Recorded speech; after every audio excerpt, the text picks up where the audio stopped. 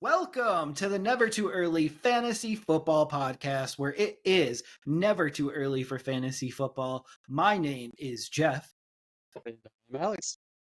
Alex, we are approaching the quarter mark of the year. So week 3 is in the books. We're getting to week 4 right now, and this is the quarter mark of the fantasy season.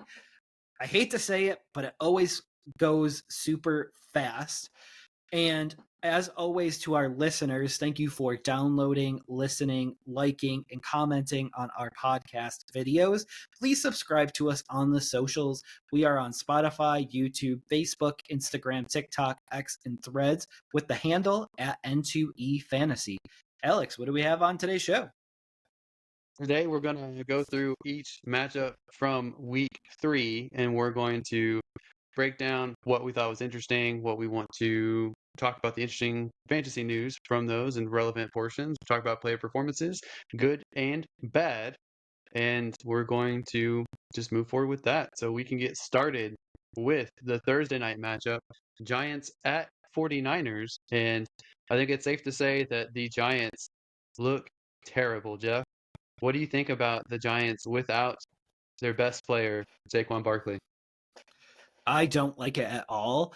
It shows how big of a mistake it was for the Giants to give Daniel Jones the $40 million per year contract. I really like Brian Daboll. I think that he was the best coach for Josh Allen.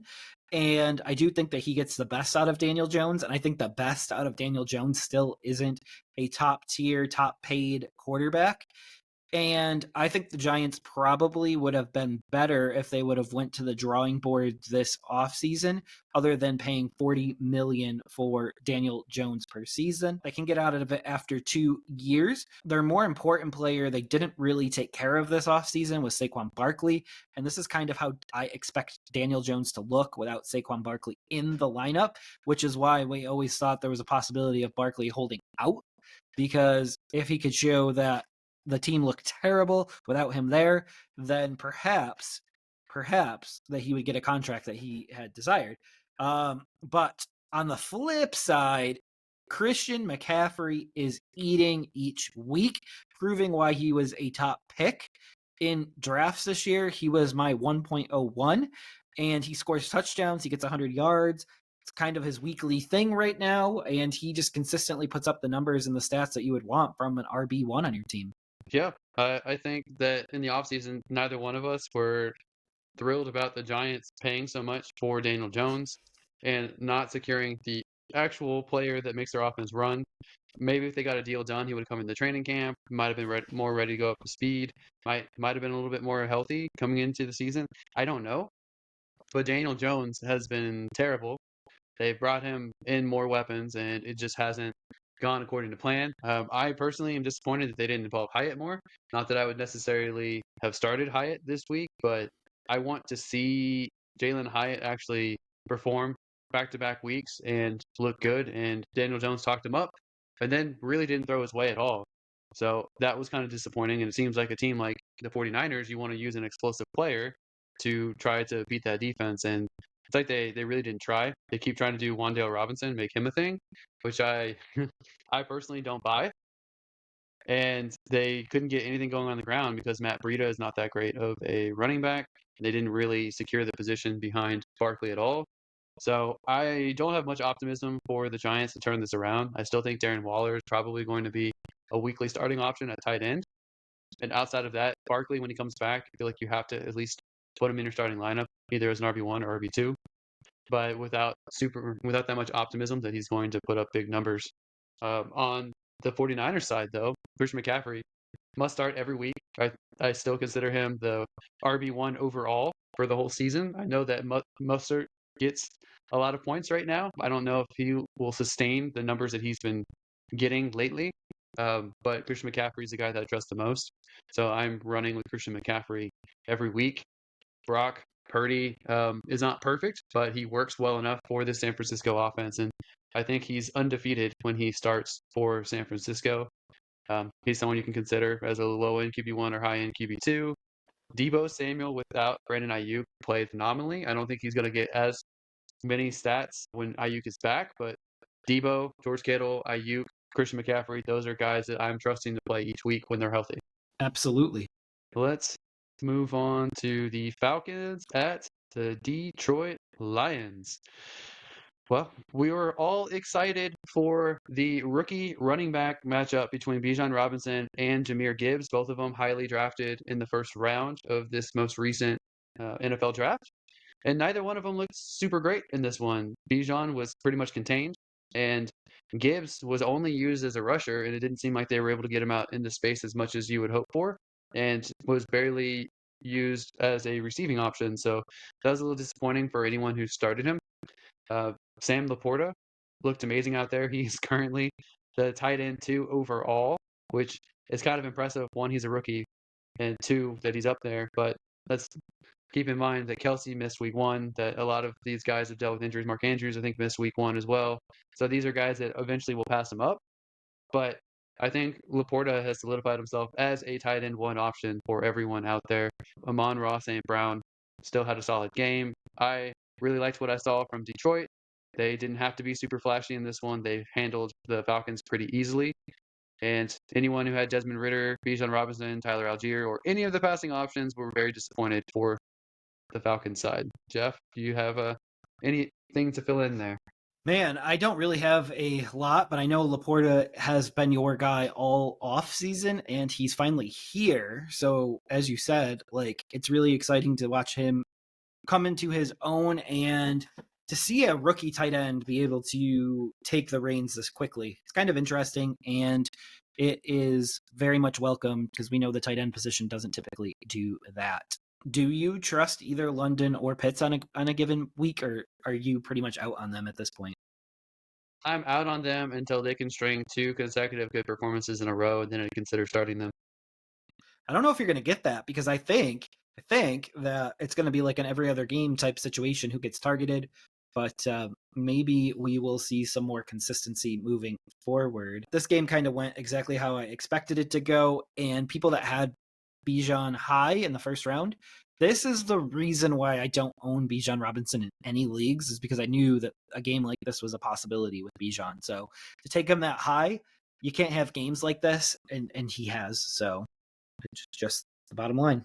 Yeah, alternatively, though, the guys that were going at his spot, Eckler and Chubb, both got injuries too. So they Chubb out for the season. Eckler might be coming back this week, but he missed 2 weeks. So it's all hit and miss. But I get, like, I hear you. I think that since Ritter's not been that good of a passer, I think more teams are going to try to bottle up Bijan. So I think there's going to be a lot more games like this. Not every game, but I think there'll be more games where he's contained like this. Yeah, me too. And it's alarming to see a first round pick score so few points. Makes you really think twice about where he should be next year. Yep. Cannot forget Jared Goff got a designed run in this one. So Ah, anyone who started Jared Goff, that was amazing to see. It was short, but it was still fun to see. Jared Goff is a must start for me every week now too. okay. Like Honey Mostert. Well, I guess now we should just jump into the Bills Washington. Let's go Bills Oh, Washington right. first. This was Bills Washington was Josh Allen versus Josh Allen clone. And we've got one good Josh Allen, one bad one, and the bad one was on the Washington side this time. So Bills handled Washington very easily. I do not think that Washington's defense is as good as some people thought in the offseason. Certainly hasn't seemed that way over the first 3 weeks. Granted, the Bills are most likely a playoff team, and I thought Josh Allen played pretty well, not great. He certainly hasn't been returning. For those of you who drafted a quarterback fairly early in redrafts, hasn't quite lived up to that bill. I think a lot of quarterbacks have been in similar situation. This is why I never draft a quarterback before the 9th round in redrafts. Yeah, so Sam Howell, 4 interceptions, 0 touchdowns, only 170 yards. Absolutely dismal performance. I don't think that the Bills' defense is that great. They're okay, because he should have gotten more out of it, and he did not look good at all. It looks like James Cook is going to be used to run out the clock anytime they have a lead, as well as be the speedy back to get big plays. Again, vultured, this time by Latavius Murray instead of Damian Harris. Brian Robinson looks good every week. Even in a poor situation, he still managed to get startable points for people like Jeff who have him on their team out there. Antonio Gibson is trending on potentially being usable, but not this game. Stephon Diggs, clearly the number one target still. And Gabe Davis, if it wasn't for that one touchdown pass, would have put up a goose egg for you guys. So he's not someone that I trust going forward. And like I said, only 170 yards on Washington's passing game, so none of their options ended up netting returns for you guys. So kind of a boring game, and good for anyone who had a Bills player. Yeah, I'm just kind of floored with Brian Robinson getting 7 yards per carry against that Bills defense. And it's something that I want to see him continue to build off of. As you mentioned, Buffalo had a very dominating performance here, and it does seem like their ship is completely righted after their Jets mishap. But on our next episode, we are going to break down the Bills and the Dolphins, which I do believe is the game of the week this upcoming week. So I think we can speak about the Dolphins right now because now we have the Broncos at the Dolphins, and there were 70 points, not total in this game, 70 points scored by one team, the Miami Dolphins. Achane has arrived, and Mostert also looked good too. They all both had 4 touchdowns each, and that's nothing to like scoff over. But Achane had over 200 yards on the ground in his first real NFL game. We know he had a carry the week before, but this was the first time that he saw any amount of touches. We do know that Jalen Waddle was out in this game, but it's nice to see that they don't really need one of their cogs to keep the wheels turning. In fact, the wheel got even easier to turn. Russ put up 300 yards and a touchdown, but he couldn't hang with 70 points. Not very many teams could hang with 70 points anyways, so we should be very clear about that. This has only happened 1 or 2 other times in the NFL history, 70 points. So this loss really isn't on Russ. But Alex, what went wrong with Denver here? Well, I think they played from behind pretty fast, and they had to change up their game script to catch up, and they're not equipped to compete with a team like Miami right now. I don't think Marvin Mims is there yet. I don't think Jerry Judy's 100% back. Cortland Sutton is a shell of himself. Although he did get 11 targets, which to me it's positive that he's starting to get more targets. I'm just concerned that they can't get this run game going at all. So those of you who drafted Javonte Williams thought you're getting a steal in redrafts because he was going fairly low. So far, he hasn't really returned that value. And there's hope that he can eventually get those points for you, but right now I'm not seeing it. To me, he's at like an RB3 level right now. So I'm concerned about him. I don't think Russ has played perfectly. I think he's still got some improvements and tweaks that he has to make. I feel like he is playing better than last year. It just isn't enough. But I don't know if it's a talent level on the roster. I don't know if it's Russ's decision making himself. I don't know if Sean Payton is just too old school or hasn't adjusted to being a coach in the league yet. I don't know if it's all of the above, but something's wrong in Denver right now, and it's not going to be fixed this season. So we got to adjust going forward on a week by week basis that it's a broken team and kind of take it from there. But my gosh, Miami is nearly unstoppable, especially on offense. To have 2 running backs that netted over 150 yards each and multiple touchdowns, and they easily could have gotten the 3rd running back in there to get 100 yards too, I feel like. So nearly the case. You just can't stop them right now. Even Robbie Chosen Anderson came in with a huge 68-yard touchdown pass from the backup quarterback Mike White, who I bet the Jets are sorely missing right now. Miami looks great. I feel really good about my bets with Miami winning the Super Bowl and Detroit winning the NFC. I feel good about those right now. Might change as the season progresses, but right now I feel great. Yeah, I mean, I don't ever make a bet that far in advance because there's no control that far in advance because Tua could go down next week and the whole team falls off immediately. I like to bet week to week, but I also am not very good at that either. But I don't really think there's much else to say about this other than I can't wait for the preview of the Bills and the Dolphins next podcast episode. We got the Texans at the Jaguars. And this was probably the surprise of the week, or one of the 2 surprises of the week. The Texans just shellacked the Jaguars. And CJ Stroud, he got 280 yards, 2 touchdowns, no interceptions. Trevor Lawrence, on the other hand, basically the same yardage, 1 touchdown, 1 interception. Trevor Lawrence didn't look good. Looked like they were able to pressure him quite a lot, and he could just never get comfortable. Calvin Ridley, he didn't get good looks. So he got 7 targets and he only caught 3 of them. And honestly, he looks kind of poor in this matchup. Travis Etienne salvaged his week, didn't get any touchdowns, but he did get yardage on the ground and through the air, so he did come through for you guys who started him. Christian Kirk, because of that touchdown that he got, he had a decent week as well. Evan Ingram right now, even though he didn't get that many yards for a tight end, 7 receptions, 67 yards, was a tight end one performance this week, so he's still coming through. But man, the Texans wide receivers have stepped up this year so far. In this particular game, Tank Dell, 5 receptions for 145 yards and a touchdown. He was really the factor for the Texans offense that actually came through in this matchup. Outside of that, I mean, Damian Pierce didn't look that great.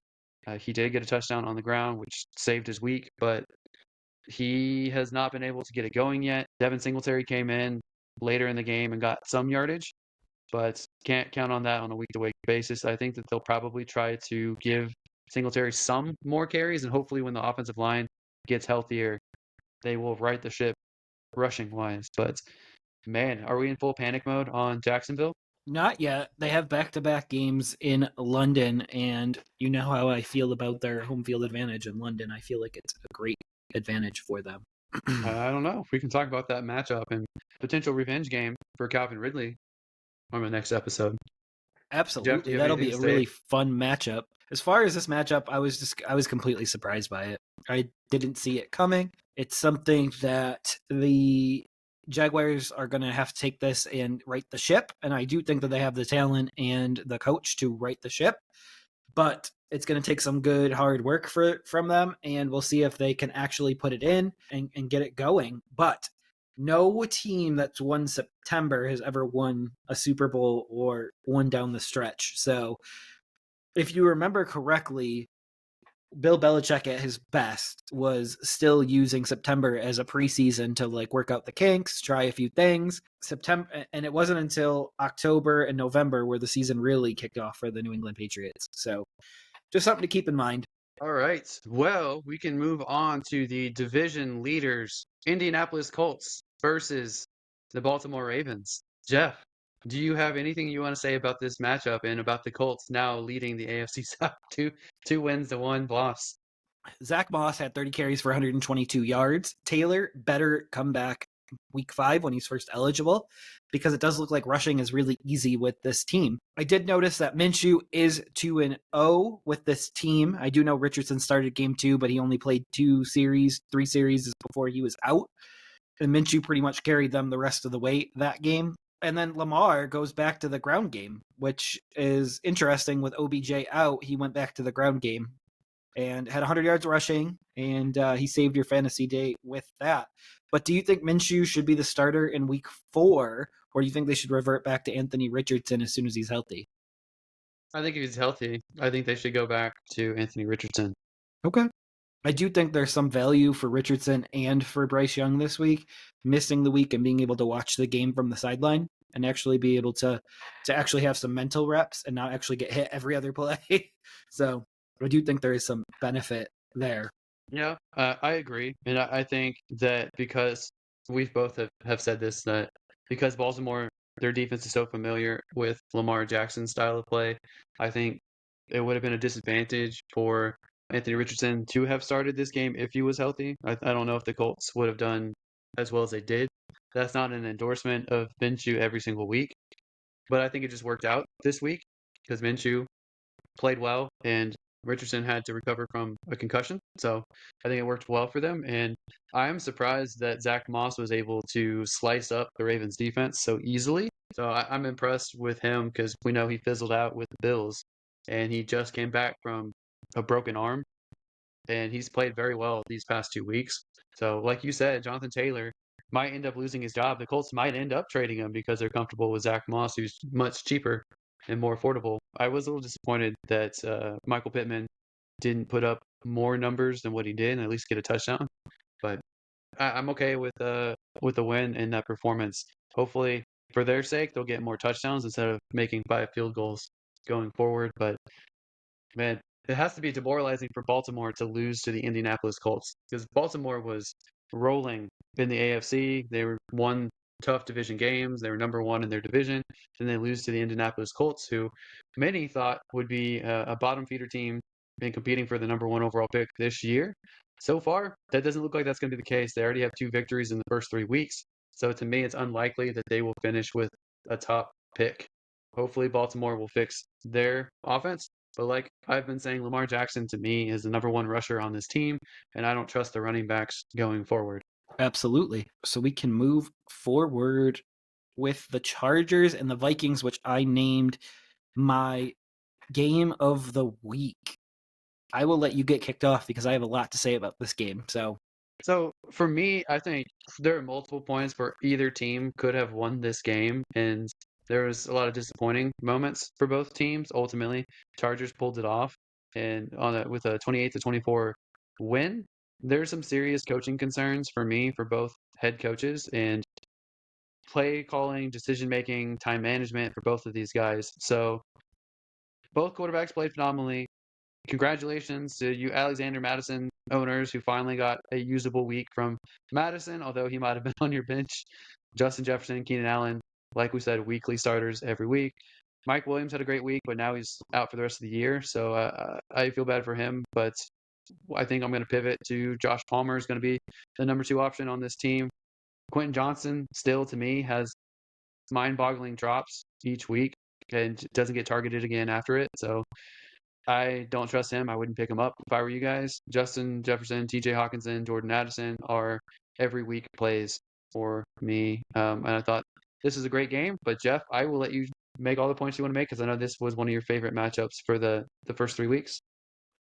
yeah, absolutely. I'm loving how Justin Herbert's playing this year. He is one of my favorite quarterbacks. He has 900 yards, 6 touchdowns, 0 interceptions through 3 games. He's probably an early quiet MVP candidate, and I don't want to like jinx him or anything like this, but he's also this game he completed 85% of his balls also. So he threw it for 47 times and he completed 85% of them. He is just balling at this extremely high level, which we all knew would happen with Kellen Moore. Keenan Allen's also balling. They're actually using him even more with Kellen Moore.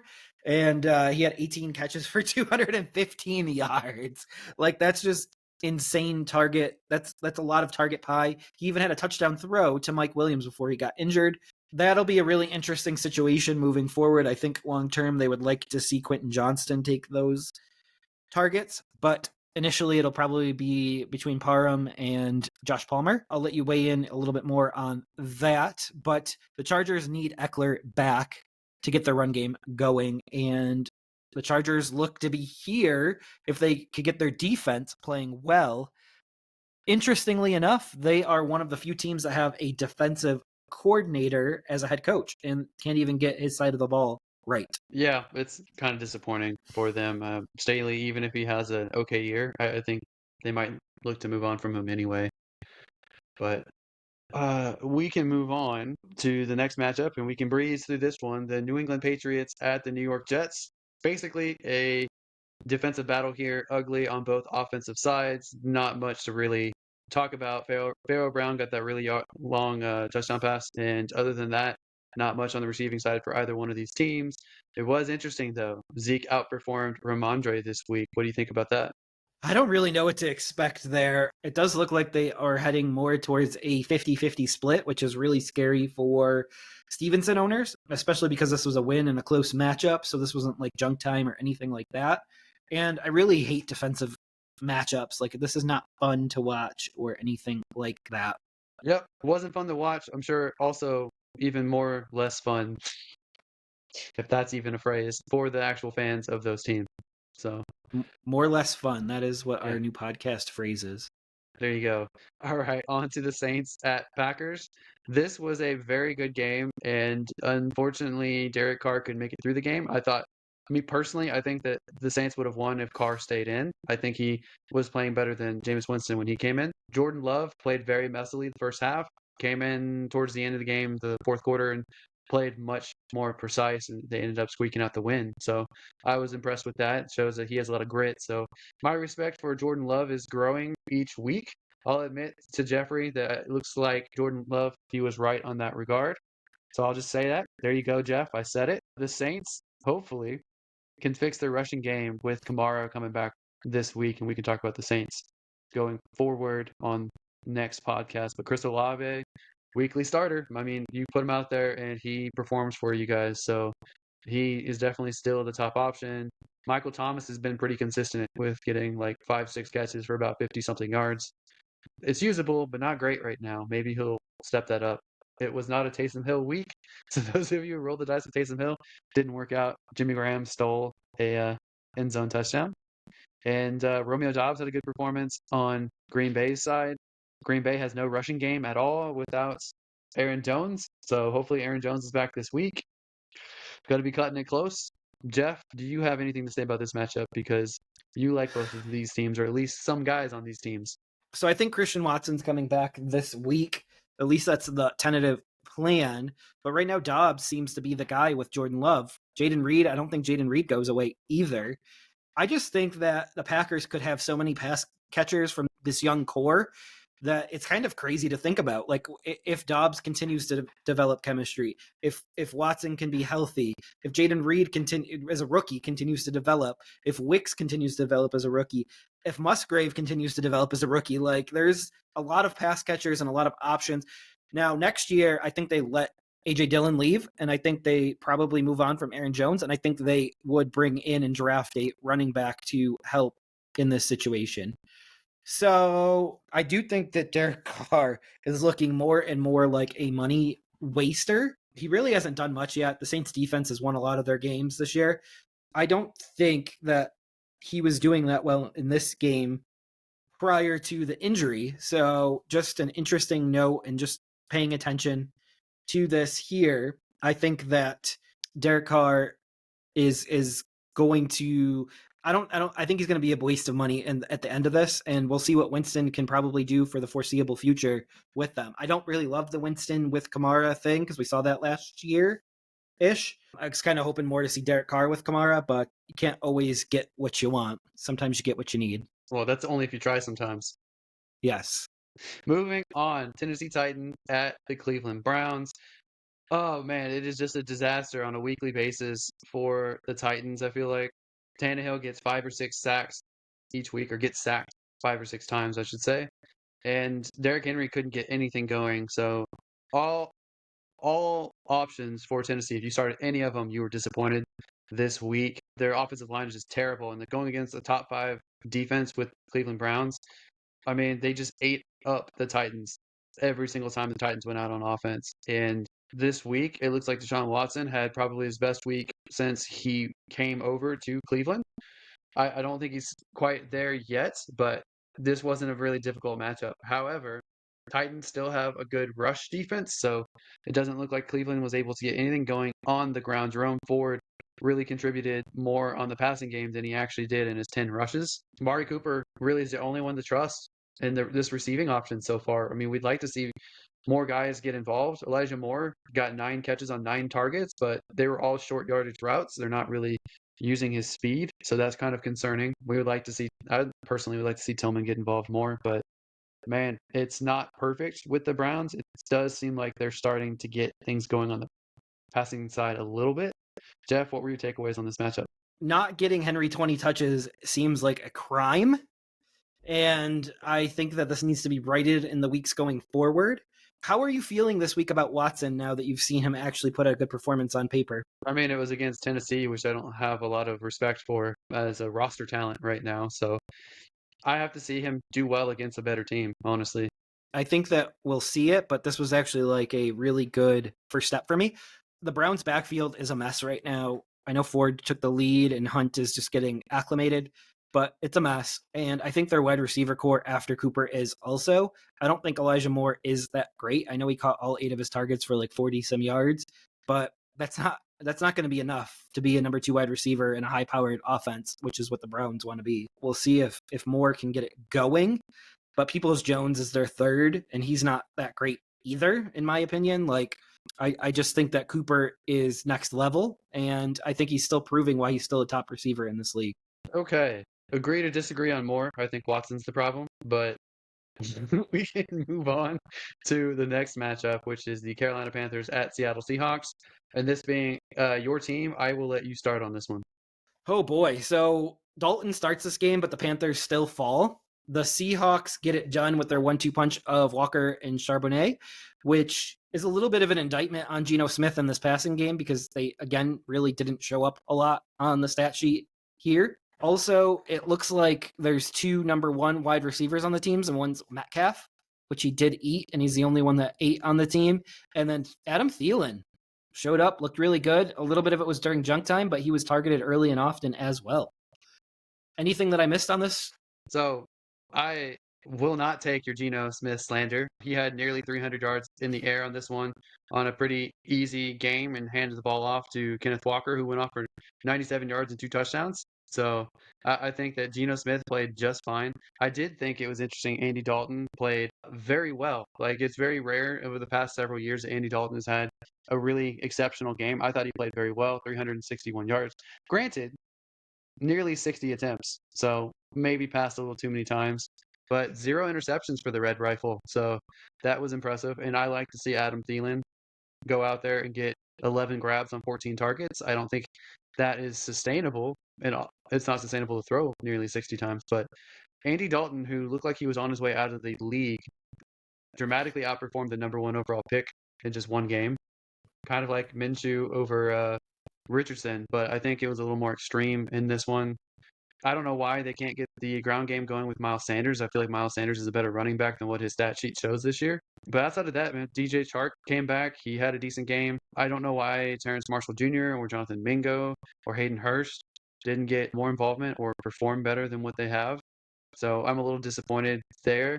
And it looks like the only thing with Seattle is that this week they had to score more field goals. But I know that the Panthers defense is okay. They're not terrible. They're not top defense, but they play pretty well, and that could be one reason why. But I do see that Zach Charbonnet's snap counts have gone up each week, so I think they will rely more on the rushing attack, and I think that's what they wanted to do always, no matter who the quarterback was, and that helps maintain and manage the time of possession. Best way you can win a game is keep the opponent off the field. Absolutely. We got the next one up, and I'm itching to talk about this one. I think you should take the lead on the Bears at Chiefs. All right, let's give it a shot here. I know now. I've been saying all year if Fields didn't win week 1, this was it for him, and I'm so glad right now that everyone is now on board with that. Like, I'm not rooting against Fields per se, but I'm rooting for my perception. Like, I knew if Fields didn't beat Green Bay in week 1 that the fan base couldn't be happy with 5 or 6 wins in the last 3 years, especially with a team that was supposed to take a step back. Now, Fields last week said that he was going to go run his own game, do his own stuff, and he did it in this game, and he still stunk. So I'm not really sure what's going on here. My only other takeaway from this game, other than Fields, is absolutely not a franchise quarterback in Chicago, and Chicago should move off of him effective immediately at the latest at the end of the year. But Taylor Swift in the stands puts Travis Kelce on the map. No one knew who this guy was before, but because she showed up for him, she got him a touchdown, and no one in the football world knew who Travis Kelce was before this. I know. Everyone knows who Travis Kelce is. Justin Fields, he set himself up for a huge disappointment by talking into the media and saying he was going to play his own game. And then the next matchup was against the Kansas City Chiefs, who have a pretty good defense, have an exceptional offense, even when they're struggling. The ultimate setup for yourself. You can't do that. You can't talk knowing you have a difficult matchup and then not perform on top of that. That's 3 things you should keep in mind and avoid at all costs. But yeah, I don't think that anyone can really justify Justin Fields, at least with Chicago. Maybe he can move on to a different situation after the year's over. I don't see anyone trading for him mid-year. I don't think that he has the value right now, but maybe an off-season reclamation project for someone who needs a quarterback and is familiar and knows how to use a mobile quarterback, which this staff doesn't seem to. And I don't know. It looks like he lost confidence. It looks like he doesn't know what to do. It looks like he's been told conflicting information. To me, that's just eyeballing and speculation mixed together, but it doesn't look good. Whatever it is, it doesn't look good, both for Chicago and Justin Fields. I can't see any other way other than them moving on from him this offseason. Kansas City had a great 1-week matchup to get out of their funk. after struggling the first 2 weeks, and Travis Kelce obviously put up a better performance with Taylor Swift watching from the owner's box. So that was nice. It looks like both Rashee Rice and Sky Moore are leading in target share behind Travis Kelce. They look like they're wide receiver 1 and 2 for whatever that means in Kansas City's offense. Like, take it as you please, but they look more and more like they're going to be the top two wideout options for them. Clyde Edwards-Helaire had an okay showing. Granted, they mostly used him when they were running at the clock, so maybe he'll enjoy those reps and get better. But other than that, man, there wasn't much to talk about for this matchup, especially not on the Bears side. Absolutely, and I'm glad that everyone is now on my side and seeing my perspective of my crystal ball here. I'm just done with Fields. I don't even know if he's ownable in fantasy right now, and that's sad because he was like a top 7 pick quarterback. Rounds. I didn't take him in any. I didn't draft him in any redrafts. I had him in a dynasty, so I had him on like a nice keepsake deal. So it's not like I had to do anything for him. But I did pick up Stafford before the matchup and stashed him on my bench, anticipating if Fields had a terrible day, Fields might not end up being the starter much longer. So I needed someone else to plug in. So I have Stafford now. I'll be rolling with him probably. Yep, you gotta love a little bit of Stafford. Even though it was a terrible matchup for them, but we can talk about that a little bit later. Yes. Right now, we can talk about the second upset of the week that kind of rocked the fantasy and NFL world, and that is the Arizona Cardinals versus the Dallas Cowboys. So the Cowboys came to town and got shook up by the Arizona Cardinals. Josh Dobbs played near perfect game managing football. Dak Prescott did not look good when they needed him to step up, which is one of the concerns I've had with Dak Prescott, the NFL quarterback.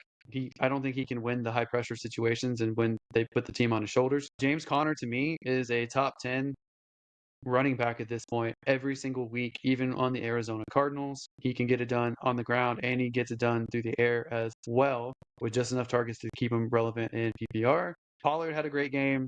They still don't have that much behind him. Michael Gallup finally showed up this week, Jeff, so that was interesting. CeeDee Lamb had a disappointing week. Michael Wilson is starting to show up as a deep threat for the Cardinals, and Marquise Brown looks great with the Cardinals as well, especially yards after the catch. What were your takeaways in this matchup, Jeff? So I think Dowdle is the backup to Pollard now, like the unquestioned backup. He's worth owning in every single league. He should be a waiver claim on everyone this week because I don't think Pollard makes it through 17 total games. But Dak was relegated to a game manager now, and he's got 3 very capable weapons in Gallup, in Lamb, and Cooks. And it does not seem like the new OC is allowing Prescott to utilize that talent. So that's interesting. Don't love it. I just can't believe this upset alert. This was one of the potential locks of the week that I had, but it didn't go that way.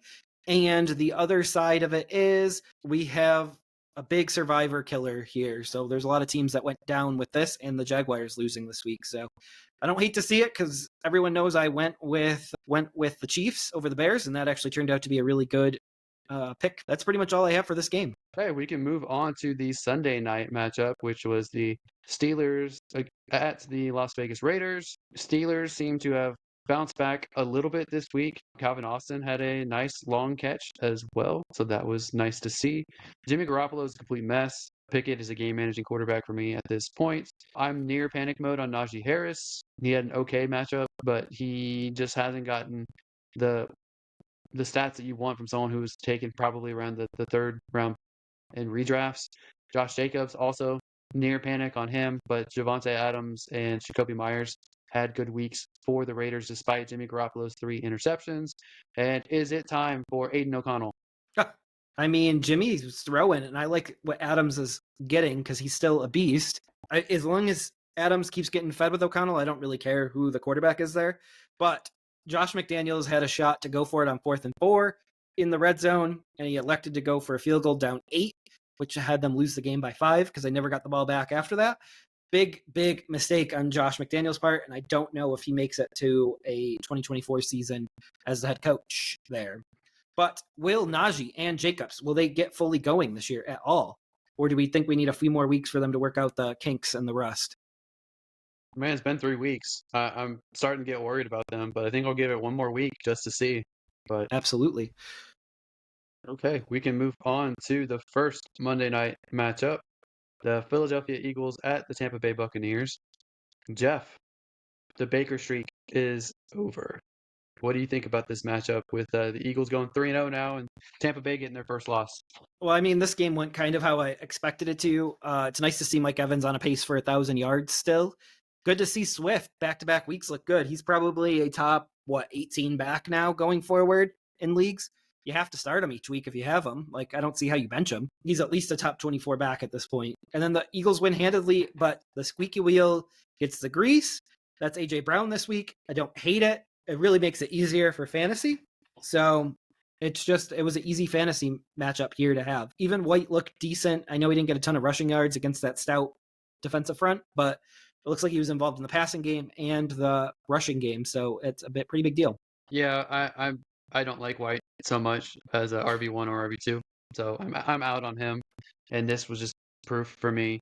I'm in on Mike Evans every single week, no matter who the matchup is. I think he's going to get you points, so I trust Mike Evans. AJ Brown and Devontae Smith, I feel like are going to teeter back and forth on who gets the production. So, but I'm starting to get with you on Swift. It's 2 weeks in a row over 100 yards. We'll see how that is going forward into week 4. So we'll talk about that matchup for them next podcast. But we can finish out with the Los Angeles Rams at the Cincinnati Bengals. And this was an ugly game all around. Both of these quarterbacks got harassed by the defense, and it was very ugly. Puka Nakua and Tutu Atwell didn't get the stats that we were accustomed to and got spoiled with over the first 2 weeks, but they still had usable weeks, so they still look good. Kyron Williams is hit or miss to me. He's still not great. He's more of a flex play, but man, Stafford and Burrow both disappointing weeks. I think this was a first for this season so far for Stafford. Joe Burrow just continues playing through a hurt calf and looking bad. Joe Mixon had a good week. Jamar Chase had a good week. That's really about it, Jeff. Do you have any takeaways on this game? My only takeaway on this game was Burrow toughs out a win, and that looked kind of crazy. We don't know what that looks like long term, but they did get the win. And he mentioned that he couldn't afford going 0-3 and being out this game. So he played and they won, but the cost could have been really bad in this game. I agree. I think that they should have kept him out, and now it doesn't look like he's really going to rest until the bye week, and that's several weeks away. So I'm concerned. I don't know if it's going to get better for them, but good for them for getting the tough victory this week. All right. Well, I think that's all the fantasy relevant roundup stuff. A lot of the meat that we're going to have is coming in the next episode where we'll talk about week 4 outlooks. So that does it for another episode of the Never Too Early Fantasy Football Podcast. Thank you all for downloading and listening to this episode. Please do not forget to like and subscribe. Please leave us a comment and share the show. Every little bit helps, guys. As always, you can find us everywhere with our handle at N2EFantasy on Spotify, YouTube, TikTok, Facebook, Instagram, X, and Threads. Please give us a follow. Until next time, take care of yourselves, and remember, it's truly never too early for fantasy football. Thank you again. Bye, everybody.